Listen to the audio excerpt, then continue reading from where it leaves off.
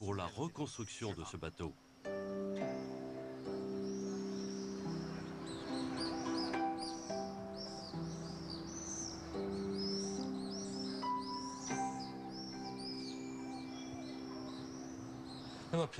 Ceux-ci venaient régulièrement sur ce bateau pour admirer le paysage, les collines de l'Ouest et le lac Kunming. Elle aimait surtout détailler la colline de la longévité millénaire.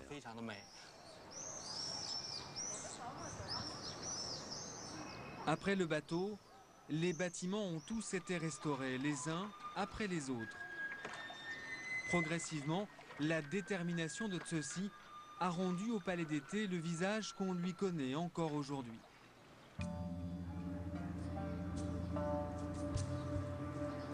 Fin de l'immersion dans le palais d'été.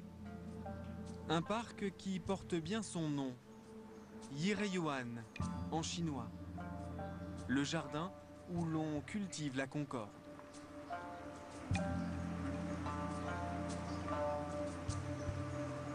Et retour ici à la Cité Interdite où nous avons pu, et c'est un privilège, installer notre plateau au cœur du palais de la longévité tranquille de l'empereur Tianlong.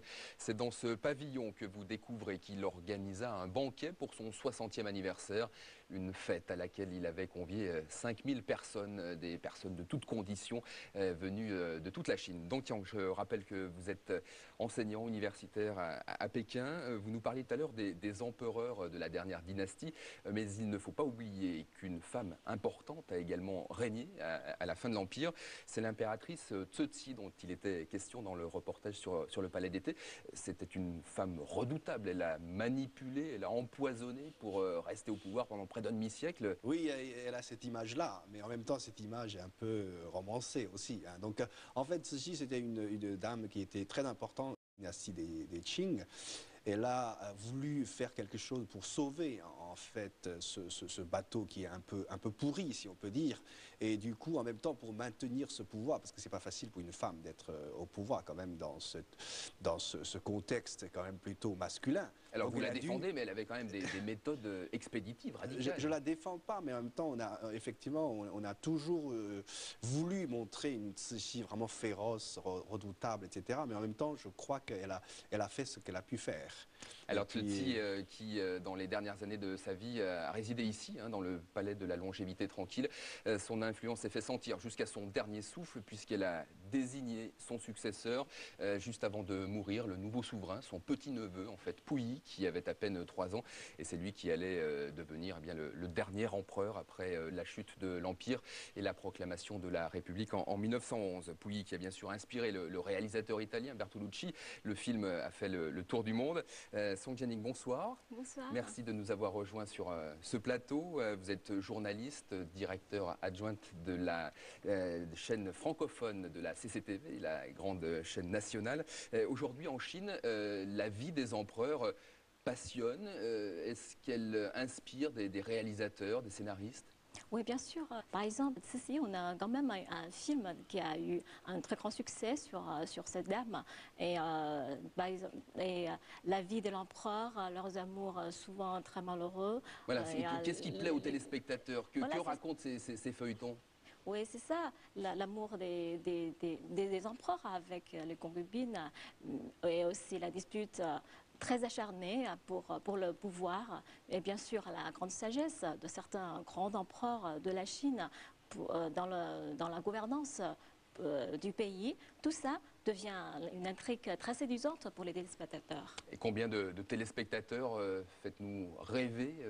Combien de personnes suivent ces feuilletons sur votre chaîne? Un téléfilm intitulé L'Empire de Gangxi a remporté un très grand succès et qui a battu le record pour le taux d'audience. Et à peu près 300 millions de personnes ont suivi ce téléfilm de 50 épisodes. Quelles sont les raisons qui font qu'aujourd'hui, il y a un nouvel engouement pour cette période de l'histoire? Oh, c'est lié avec le contexte actuel, parce qu'on est entré dans une grande modernité, et puis les gens commencent à avoir une certaine nostalgie, et puis ils ont peur un peu qu'on oublie un peu le passé. Donc c'est là aussi que justement ce retour à toute cette histoire des Mandchous et des empereurs reflète bien que dans ce contexte actuel, les Chinois veulent s'accrocher à quelque chose. Il s'accroche aussi apparemment à Confucius, hein, le personnage dont vous nous parliez au début de cette émission, puisqu'on sent bien dans les conversations que la pensée de Confucius est importante aujourd'hui. Pourquoi revient-il sur le devant de la scène? Ce retour en arrière, si vous voulez, vers le passé, il faut commencer par Confucius, puisque c'est lui qui a été le grand penseur, si vous voulez, et puis qui a justement fondé pratiquement tout le système féodal du passé. Il a laissé tant d'idées, et tant justement de principes moraux, etc. Il faut être concret parce que pour nous, Français, Oui. c'est pas forcément évident, Confucius. Que prône-t-il? C'est l'harmonie, la famille au cœur de la société? Ah ouais, c'est très simple, effectivement. L'idée de Confucius, c'est que en fait, on est dans une société, donc dans chaque société, ben, c'est la relation humaine. Donc il faut que la relation humaine soit harmonieuse pour que la société fonctionne bien. Oui, en gros, c'est ça. Alors nous allons donc partir à présent sur les traces de celui qui sans doute a le plus marqué la culture et les esprits en Chine. Kongfuze en chinois, Confucius en latin, puisque ce sont les jésuites en fait qui ont traduit son nom. En Occident, on connaît surtout Confucius pour les nombreuses citations, les nombreuses pensées. D'ailleurs, une petite question qui me vient là. Donc Tiang, est-ce que vous avez une citation préférée? Est-ce que vous avez une pensée que vous avez envie de nous faire méditer là ce soir? Oh, Confucius a laissé beaucoup de phrases très intéressantes. Ben, pour ce soir, peut-être il y a eu la phrase la plus adéquate, c'est « Les amis viennent de loin, n'est-ce pas un plaisir ?» C'est gentil, merci, merci beaucoup. C'est une très belle citation. Confucius était donc un sage, un philosophe, un humaniste. Aujourd'hui, son influence apparemment est donc de nouveau forte, notamment du côté de Qufu, sa ville natale près du mont Taishan, l'une des 5 montagnes sacrées de Chine. Vous allez le voir, l'esprit du maître plane toujours. L'héritage de Confucius, c'est un reportage d'Isabelle Thomas et Guy Sabin.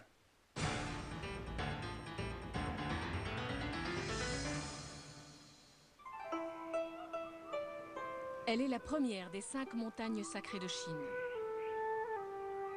Taishan veut dire montagne de l'Est, là où tout commence.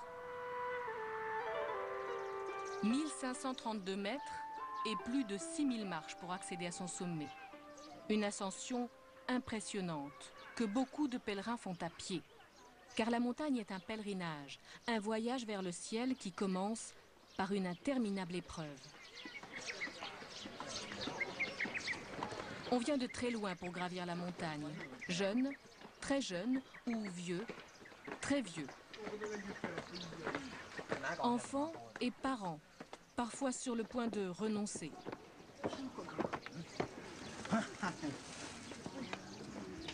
Taishan, ce sont d'abord ces marches que grimpent inlassablement aussi les porteurs qui ravitaillent le sommet.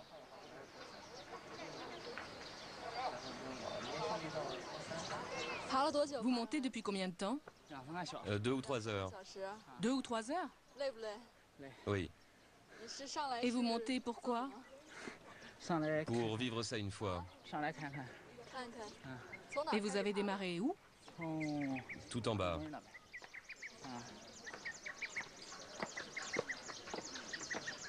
Aux 2 tiers de l'escalade, le sans doute plus jeune pèlerin de la montagne récupère, comme ses parents. Eux ont commencé à grimper à mi-pente. Monter avec lui, ce n'est pas trop fatigant? Si. Et pourquoi l'avez-vous amené avec vous? On ne pouvait pas le laisser à la maison. Vous le portez toujours comme ça? Il ne marche pas? Non, il n'a qu'1 an et demi. Et vous venez d'où? De Binzhou. C'est loin? C'est à plus de 200 km. Le mont Taishan est aussi le plus grand musée calligraphique à ciel ouvert. Des dizaines de pierres gravées jalonnent la montée, véritable collection d'écritures de toutes les époques.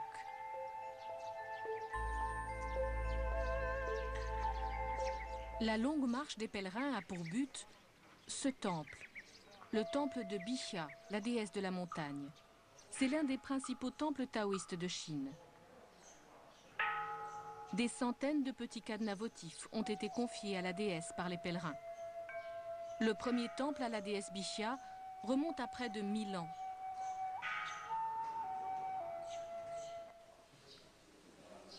On prie Bixia pour une descendance ou pour une vie sans heurts.